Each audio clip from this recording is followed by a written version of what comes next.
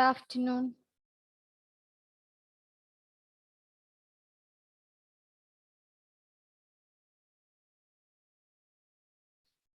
Good afternoon. You're muted. Sorry. Okay. Good afternoon. Good afternoon. ma'am. So we'll start the new chapter today. Before that, did we finish discussing about the review questions? No, ma'am, I think a few are left. Louder, For- louder. Can you be a bit louder? Ma'am, for the second chapter, a few are left. Yes, we were discussing the second chapter. Did we complete?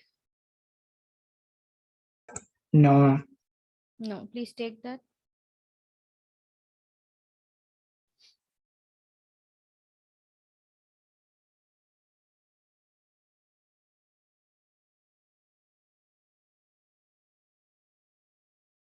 I think we have to discuss last 4 questions, isn't it? Yes. I think all are direct questions. Differentiate between interview and a questionnaire. Interview, you can explain about structured, unstructured. Write about interview schedule. That is a list of questions that you prepare.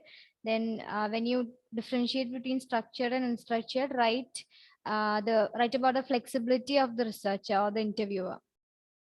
What role do they have in modifying the questions as well as the responses? Then questionnaire, obviously it will be a set of questions that are to be answered by the respondent. It can be mailed to the participant or the respondent. It can be handed over to them directly also. Okay. And in interviews and questionnaires, the similarity is both of them involves questions. That is a similarity if it is asked. Now, explain the characteristics of a standard test. Characteristics means standardization, objectivity, then norms, reliability, validity. You have to mention these things. I'll tell you once more. Reliability, validity, norms. That's a set. Okay. Reliability, validity, norms. Along with that, we have this objectivity, standardization. Should be standardized.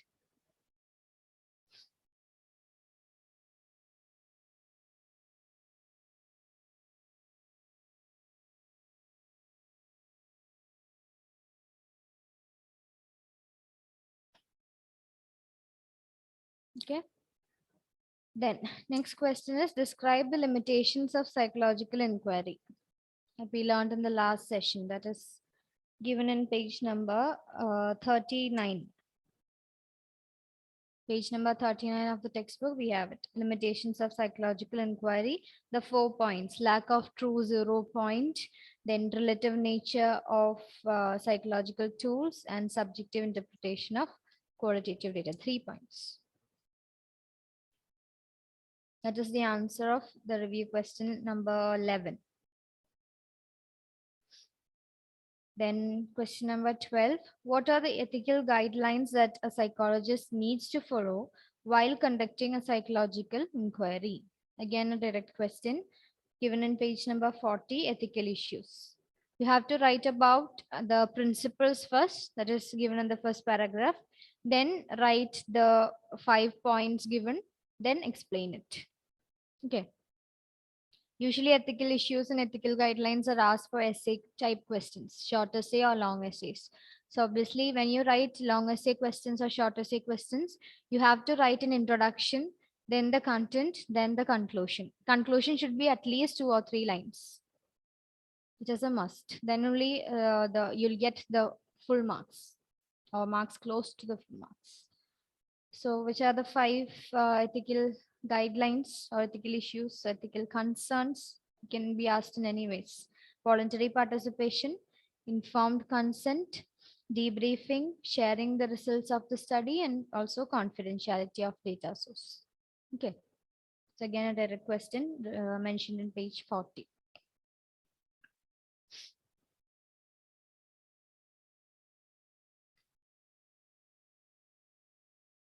Now we'll start the new chapter, chapter 3, the basis of human behavior.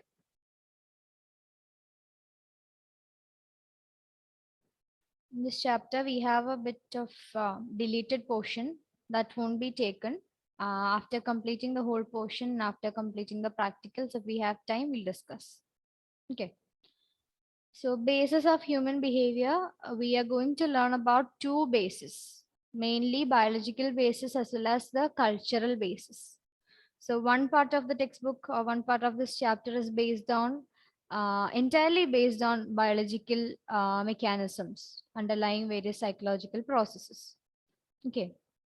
And the other part is based on cultural factors, the role of culture, what are the main processes in culturation and all those things. So to begin with, we'll start the biological basis of human behavior. Before that, we have an introduction part. Who will read? Who has the textbook? Malavika. Please read the introduction part. That small paragraph under introduction. Human beings, the Homo sapiens, are the most developed organisms among all creatures on this earth. Their ability to walk upright, larger brain size relative to body weight, and the proportion of specialized brain tissues make them distinct from other species. These features have evolved through millions of years and have enabled them to engage in several complex behaviors.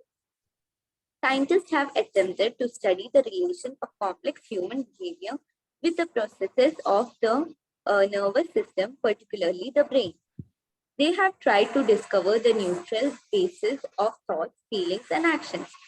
By the understanding the biological aspects of human beings, you will be able to appreciate how the brain, environment, and behavior interact to generate unique forms of behavior. In this chapter, we will begin with a general description of the nervous system in an evolutionary perspective. You will also study the structure and functions of nervous system. You will learn about the endocrine system and its influence on human behavior. Later in this chapter, you will also study the notion of culture and show its relevance to the understanding of behavior. This will be followed by analysis of the processes of enculturation, socialization, and acculturation. Okay, thank you. So that is just a small introduction. Again, as I told you, the different systems, biological systems, we learn about them, not about the digestive system and all those, mainly about nervous system. We learned about nervous system and also the endocrine system. You know what endocrine system is? Endocrine system consists of what type of glands? Endocrine glands. Endocrine glands. And what are endocrine glands? What do you know about endocrine glands? What are secretions called?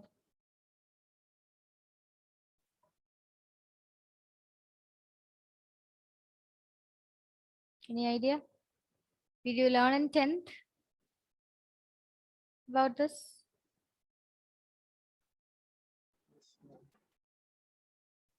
No, I think I think so. Or I don't think so. Have you heard of hormones?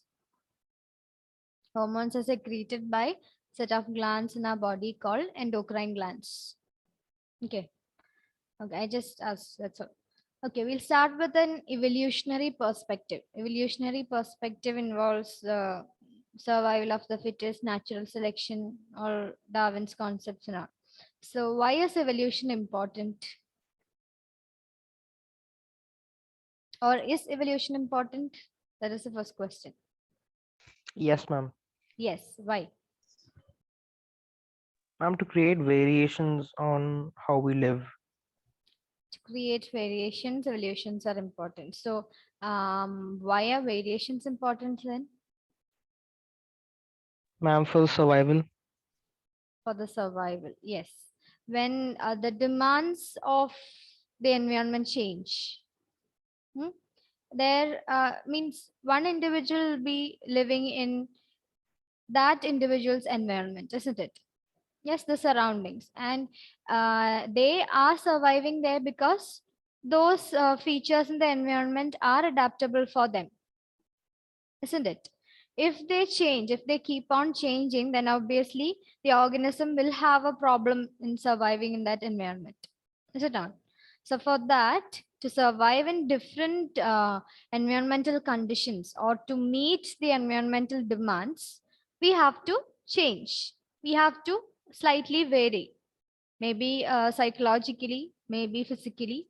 So basically, evolution deals with the biological changes, growth, progress, and how an organism has changed or varied from the ancestors. That is basically studied in evolution. Okay, I'm going to share the screen. As I told you, we'll study the basis of human behavior, and evolution is just an introduction to that. So evolutionary perspective. Obviously, when we talk about evolution, this picture is a must, isn't it? Yes, everywhere and anywhere. People differ and are therefore unique with respect to their physical and psychological characteristics because of the interaction of their genetic endowments and environmental demands. These are the two reasons why people are different or an individual is unique. Okay, an individual is unique means obviously one person differs from the other person. Okay, and why are these unique characteristics present, or unique physical as well as psychological characteristics present?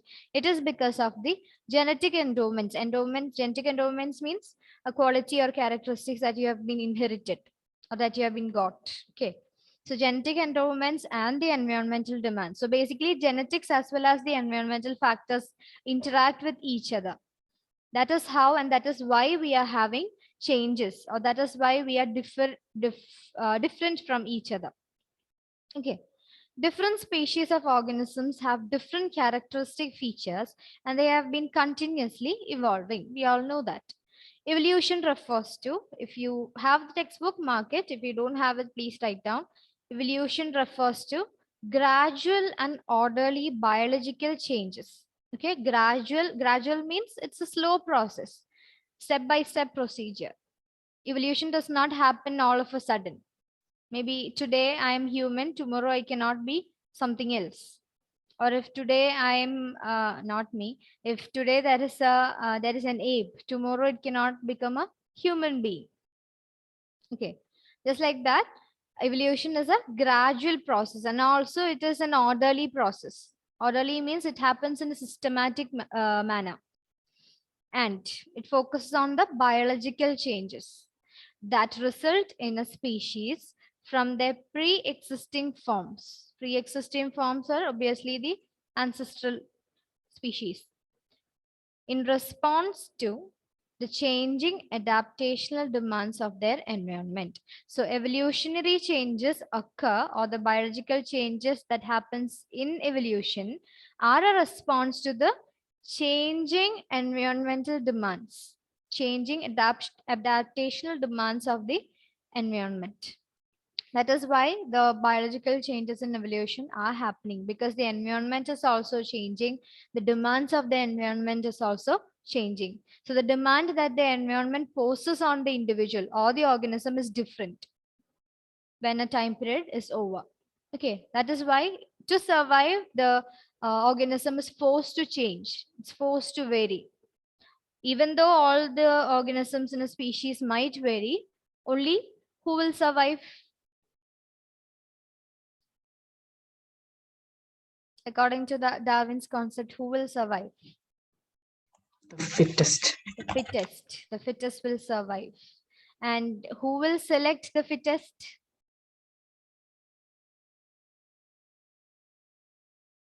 The surrounding environment. Yeah, the nature. That is what is called natural selection. Okay. Yes. So evolution occurs through the process of natural selection. That is the basic process. Through natural selection, evolution occurs, and only the survival of the fittest happens. Only the fittest will survive. And here, the fittest or fitness, it does not mean the proper physical fitness that we usually refer to. The contextual meaning is this. Here, see the last sentence. Fitness means the ability of an organism to survive and contribute its genes to the next generation. Okay, they have to survive and also they have to be able to contribute their genes to the next generation. Then only they can be called as fittest. All right. The traits or characteristics that are associated with high rate of survival and reproduction of those species are the most likely ones to be passed on to the next generations. See, traits and characteristics that are associated with high rate of survival. When we list all the characteristics or traits, and if it has a higher rate of survival and also it enhances reproduction, which means the genes have to be passed on to the next generation, isn't it? Only then they are said to be evolved and they are said to be selected by the nature. That is happening in natural selection. When repeated generation after generation, natural selection leads to the evolution of new species that are more effectively adapted to their particular environment. Obviously, one generation after the other, if the evolution process, if the variations and changes continues, and if they can survive in that environment, then finally it leads to the main evolutionary process. From smaller changes to bigger evolutions. Okay. Smaller changes are referred to as variations generally. So variations plus next generation's variation, the other generation's variation.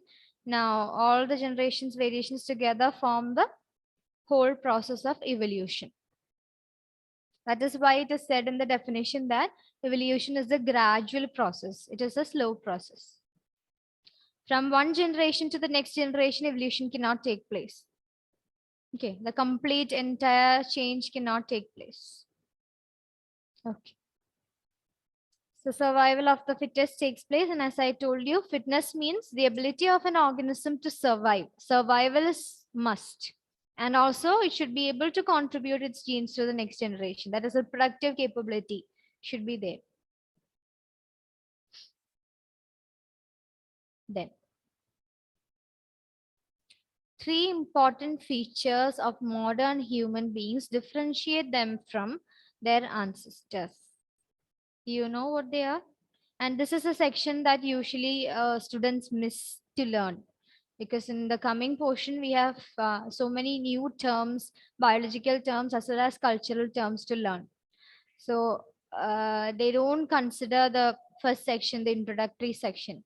But these 3 points which we are going to discuss, it's very important. Do you know what makes them different from their ancestors? Not them, it's us. What makes the modern human beings different?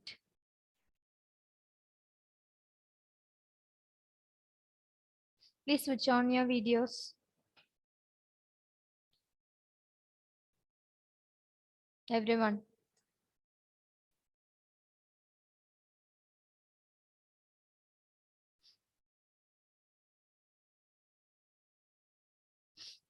Yes. What makes us different from our ancestors? We have a lot of features like we don't have hair everywhere. We don't have hair everywhere. Yes.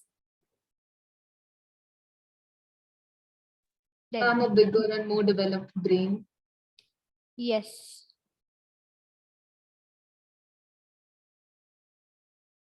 And And modern humans can walk straight without the back bend. yes. Walk on both legs, isn't it? You don't need the front limbs and the back limbs to walk. Yes. You can walk upright. Anything else? Cooking? Okay. Okay.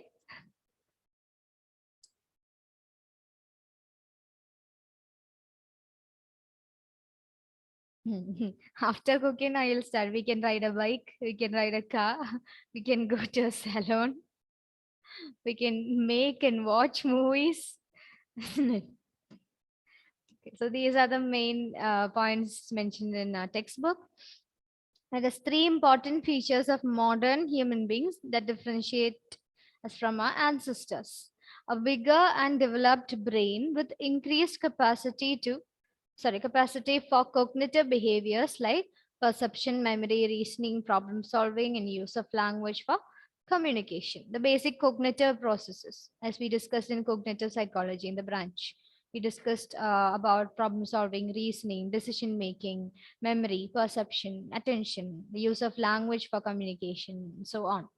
So we have a bigger and developed brain, which not only is bigger in size but also bigger in capacity. It has increased capacity for all these cognitive behaviors or cognitive processes. So bigger and developed brain with increased capacity for cognitive behaviors. That is the first point. Then ability to walk upright on two legs. That is the second feature. Then a free hand with a workable opposing thumb.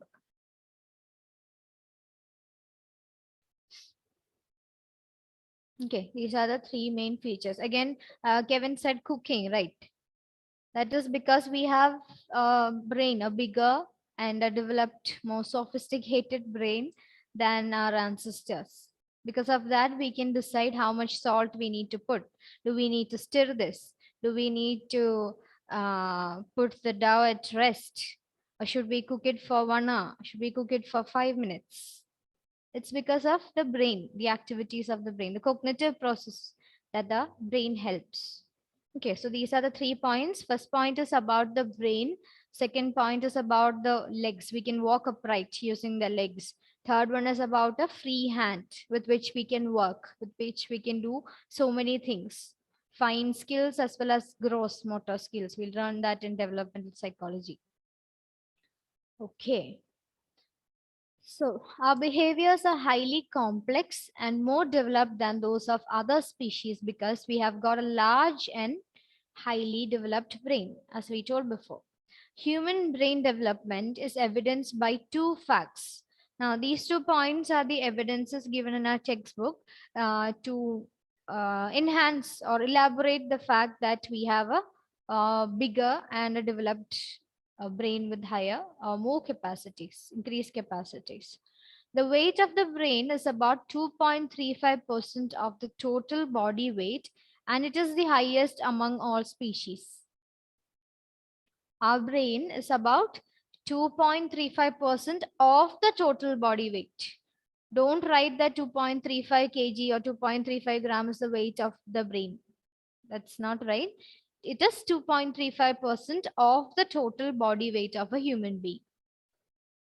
The brain, the human brain is supposed to be 2.35% of the total body weight of the modern human beings. And it is the highest among all other species. Then the human cerebrum is more evolved than other parts of the brain. When we study about the structure of the brain, there is a part called cerebrum, a very large area in the brain, and it is the more evolved than other parts of the brain in modern human beings. Okay, so these are the evidences that our human brain is developed and it is superior than the other species, or it is evolved than our ancestors, more evolved than our ancestors. One point is 2.35% of the total body weight, which is the highest among all the species. Second point is the human cerebrum is more evolved than other parts of the brain. Okay. So we started with the evolution, the definition, and what makes individuals different. These are the 2 points: genetic endowments and environmental demands. Okay. Then we discussed the definition of evolution, talked about natural selection, survival of the fittest, what is meant by fitness in evolution. Then what are the features that make modern humans different from their ancestors? These are the 3 points about the brain, then about the working upright on the legs, on 2 legs, then possessing a free hand with a workable opposing thumb. And then we discussed about the evidences, the 2 main evidences to support the idea that human beings have a well-developed brain. These are the 2 points. Clear, right? Okay. Now, these evolutions have resulted due to the influence of environmental demands. So before we told in the introduction part, again, I'll show you once more. See, I told you about the genetic endowments as well as the environmental demands, isn't it? Yes. So that is the point here. These evolutions have resulted due to the influence of environmental demands. Some behaviors play an obvious role in evolution. For example, the ability to find food, avoid predators, and defend one's young are the objectives related to the survival of the organisms as well as their species. Yes, when you face any problems, have you watched the movie Ice Age? Ice Age? Yes, ma'am. Yes, ma'am. Yes. What happens in what is the basic theme of that? It's in the Ice Age. What happens in that? Ma'am, which movie? There are like 5 parts. Generally, what is the concept? A bunch of mammals trying to survive. Bunch of mammals trying to survive, and why are they trying to survive rather than live? The world is changing. They might World die. is louder. Um, It's heavily The world raining. is the world is changing. World is changing. Yes, world is changing, Global and the warming. demands on them are also changing, isn't it? Yes. Yeah, and are they? Did you observe the fact that they are trying to protect their own species, like their next generations, their kids? Yes. Yeah. So they are the basic evolutionary behaviors for any organism. That is the point given here. Some behaviors play an obvious role in evolution. For example, the ability to find food. Obviously, without food, one cannot survive, isn't it? I mean, survive for long. Yes. Avoid predators. That is to take shelter somewhere and avoid predators from attacking ourselves, saving our life. And defend one's young. One's young means the next generation. That is also natural behavior. So these are related to the survival of the organisms as well as their species. So suppose in that movie, if the younger generations are all dead or are maybe killed by the predators, and obviously that species will end there, isn't it? They won't be able to survive those environmental demands. And after that period of time, such an organism that will be extinct, obviously. Then, the biological and behavioral qualities which are helpful in meeting these objectives increase an organism's ability to pass it on to future generation through its genes. That is how the importance of genetic endowments come in.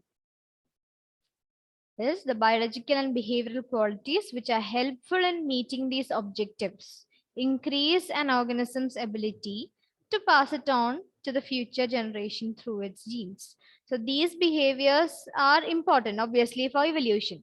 As we mentioned above, the ability to find food, avoid predators, defense one's young, all these behaviors are important. Okay, but the thing is, all individuals or all organisms in a particular species might be different in different terms of biological and behavioral qualities, isn't it? If they are successful in passing on these qualities to the next generation, then obviously they'll ensure the survival of the species. And that is why the genes or the genetic endowments are important there. Okay. Then biological and cultural roots. So we begin with biological and cultural roots. An important determinant of our behavior is the biological structures that we have inherited from our ancestors in the form of developed body and brain. Biological structures, basically developed body and brain. The cultural systems also have an influence on our behavior because culture provides us with different experiences and opportunities of learning by putting us in a variety of situations or placing different demands on our lives. So these variety of situations or various contexts that we live in, that is the basis of the cultural systems. Okay, like in based on different geometrical areas, we might have different cultures. Based on different value systems, we might have different cultures. Based on different religions, we have different culture. So what is basically culture? What is Traditions culture? or values which are passed down from generation to generation. Yes, it involves all the traditions, all the customs, all the values, all the belief systems, all the artifacts, then what else? Yeah, all these things that are passed on from one generation to the next generation. That is culture. So obviously our religion might be a part of our culture. Then our eating habits, that might be a part of our culture. Then dressing habits, that might be a part of culture. Dressing habits as well as dressing styles, that can be a part of a particular culture. Then the way we speak, the way we behave, all these can be influenced by our culture because a particular culture has its own cultural values, belief systems, customs, traditions, and so on. Okay. Okay. Now that's it. So basically, we talked about the evolution. We started with the evolutionary perspective. That is the heading in the textbook, evolutionary perspective. We talked about the whole process of evolution. The definition of evolution is very important there. It is a gradual process. It happens in an orderly fashion. And what else is important?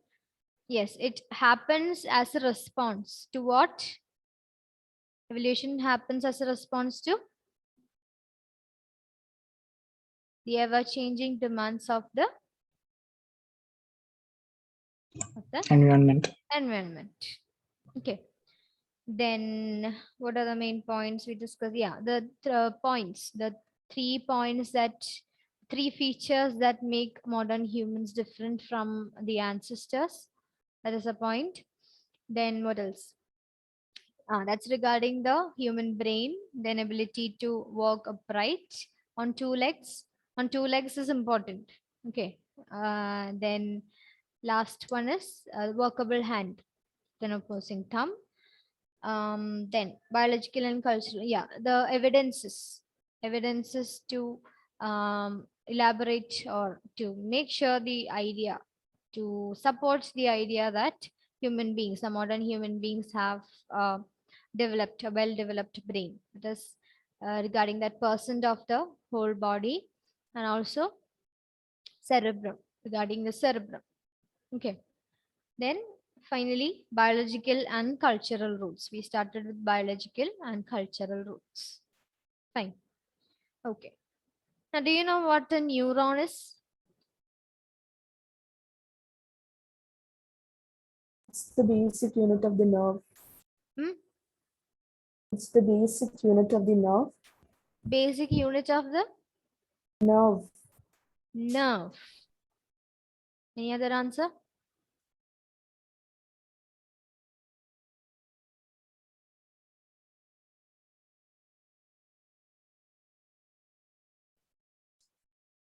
Okay. Tell me. What is a nerve? Sorry. What is a neuron? Any other answer?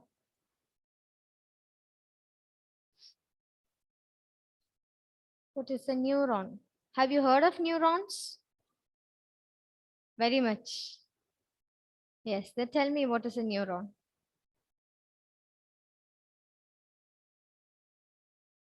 Shall I call Divya ma'am? Ma'am, neurons are Information messengers type, like they transmit some kind of electronic pulse to each other or some Hmm. chemical pulse. Okay. Chemical And impulse, they transmit. chemical impulse or what? Electrical impulse. Chemical, I think. Chemical. Chemical which is transformed to electrical. I'm not sure. It is some kind of impulse, isn't it? It's an impulse. for It's sure. an impulse. Obviously, it's an impulse. Okay. Now, what else do you know about neurons? Do you know the spelling of neuron? Yes. Yes. What is the spelling of neuron? Neurons. Neurons. Very good. Neurons. Okay. Now, Ma'am, where did they you are learn shaped like a about branch. neurons? Yes, Kevin. Neurons from Shaped the like a past branch. classes, biology. Biology classes. So you're sure that you've learned. Okay. Thank God. Kevin, what did you say? Showed something. They're I didn't shaped understand. like a branch, ma'am. In the end, they go like Branched out. Okay. And the newbies in the school, tell me, did you learn about this neuron? Yes, ma'am. Yes. So where did you learn about neuron? Not in the biology class. Obviously, it's in the biology class. Now, under which topic did you learn about neuron? A nervous system. Nervous system. And what does this neuron has to do in the nervous system? It's a nerve cell, It's a nerve cell. and we had to study a very complicated diagram on it. Very complicated diagram. In my opinion, that is the easiest in all the some nerves. reflex arc, right? Reflex arc. Wait, Reflex arc is dealt with by the. Who has the role in the reflex arc? I'll give you a clue. It doesn't reach the brain actually. The message on the Spinal reflex cord. arc. Spinal cord. It is a spinal cord. At the level of spinal cord, we get reflex actions. Like, obviously, you know the diagram, right? When you touch the candle, what happens when you touch the candle? You'll take your hands off very quickly. That is because you're not thinking, is this hurting me? That's the function of the brain. You'll think more. But this one, automatically you take your hands off, isn't it? Yes, that is because the information processing or that whole process of reflex action takes place at the level of spinal cord. The reflex action doesn't wait for the brain to process all the things. Okay. Yeah. So we got so much of information. We studied about neurons in the biology class. The spelling of neurons is neurons. Then it is called a nerve cell. It has a branched out structure. Then what did Devika say? Nerve. Part of nerve. Something like that. Something related to the nerve. Yes. Then it has, Abhilash told that it has a complicated structure. And Kevin also said that it sends some form of impulse. He's not sure what kind of impulse it is, but still there is an impulse. Okay. Now, Electrical impulse. electrical impulse. Now, Emlyn has confirmed that it is the electrical impulse. Fine. What else? There is some gap or something. Synapse. I don't remember. Synapse. Something related to that Okay. synapse. So in relation to neuron, you have heard about synapse. There is a gap, and synapse is a gap. Is synapse a I'm gap? not sure, ma'am. You're not I Between two learned neurons. Between two? Neurons. Between two neurons, there is a gap, and that is called a synapse. Is it, Abdul? I guess. He thinks so. Okay, so let it be. Then, do you know how to draw a neuron? Yes, ma'am. Yes, very confident. Take a paper and draw. If you remember in the midway, please feel free to unmute and talk about it. Okay. While drawing, you might remember some of those informations. Ma'am, axon terminals. Ah, axon terminals. Okay. That is a part of the neuron? Ma'am, Yes. at the end. At the end. Terminal means obviously at the end. Yes. Dendrites. Ah, dendrites. Dendrons. Ah. Malavika, did you say something? Dendrites, dendrons. Dendron. No.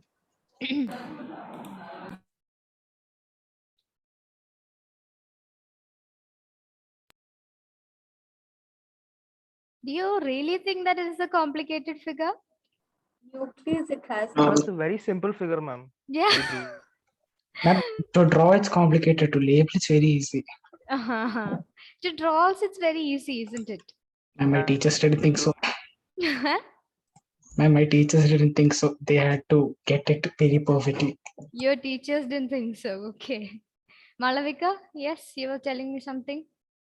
It has a nucleus in the center. It has a nucleus.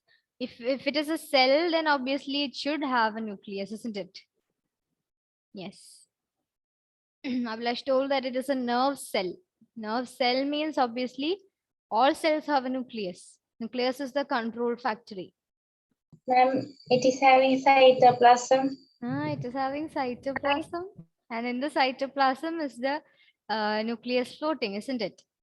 Again, in any cell, we have a cytoplasm. The fluid-filled cavity of a cell is called cytoplasm. Even though you didn't have a board exam, it's time to revise. It's designed to transmit the information. It is designed to transmit information. What information?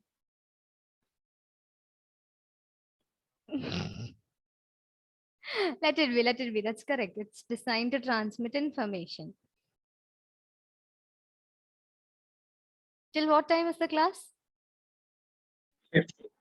3 more minutes, ma'am. 50. Okay, okay. Neuron can be drawn in 2 minutes. Sensor Ma'am, I and drew it motor. long back. And this chapter was deleted. What is it? This chapter was deleted. Posted. I cannot understand. What is this guy telling? He is telling this chapter was deleted. This chapter was deleted. No problem. We learned that in psychology.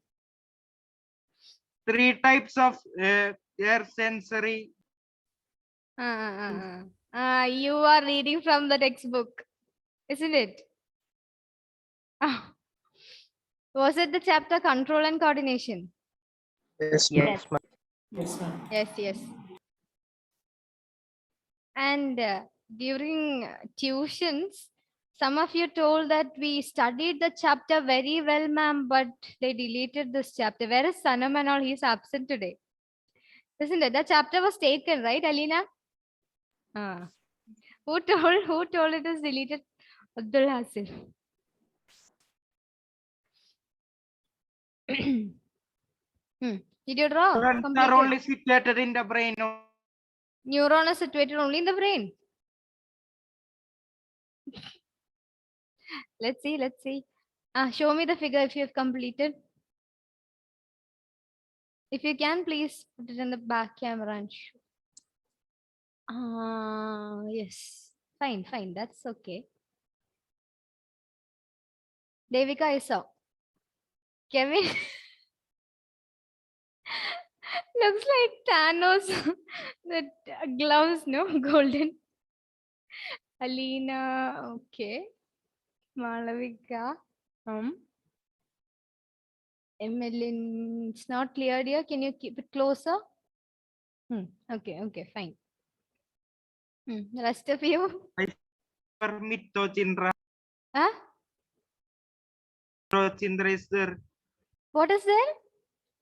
MITCHONDRIA. Mitochondria. Mitochondria is the what currency of the cell?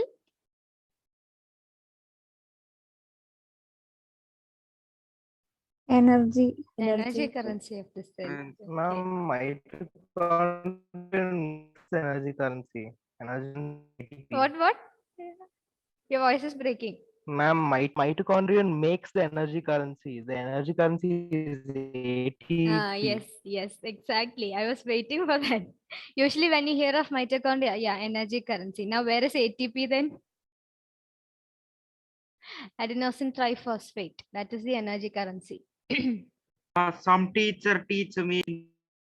Some teacher teach me. Who is that teacher? Okay. Rest of you, will you show me the figure or not?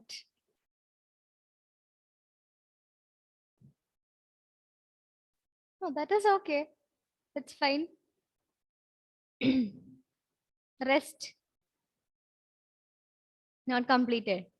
Will you show me in the next class? Yes, ma'am. Yes. Don't take a photocopy and keep it there. Okay, we'll meet in the next class and time's up. Thank you. Thank you, ma'am. Thank you, ma'am.